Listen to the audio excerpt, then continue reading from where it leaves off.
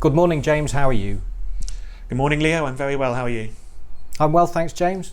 James, thanks again for your time on the monthly update. I understand October's been quite rocky for markets. Could you talk us through it?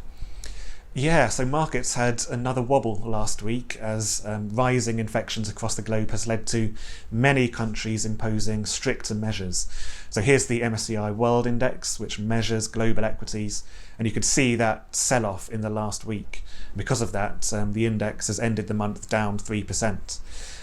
It's been particularly bad in Europe, so Germany and France, for example, have both announced nationwide lockdown measures.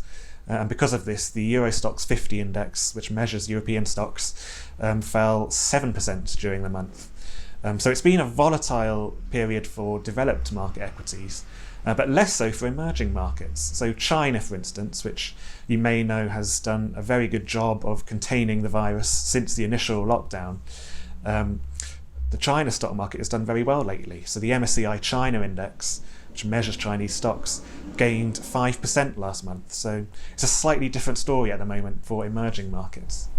Sure. Well, closer to home, we're all aware that there was a national lockdown announced this weekend to be imposed from Thursday onwards. How did markets respond to that, James? And are there any telltale signs of how it might respond moving forward? Yeah, well, given the announcement of a lockdown on Saturday, you may have been expecting to come in on Monday morning and see markets heavily down. But actually, the UK market was up yesterday. It was up around 1%, which suggests that the prospect of a UK lockdown was already priced in with last week's big sell-off. So it was a nice surprise to come in yesterday and see green for a change after all the red last week. Sure.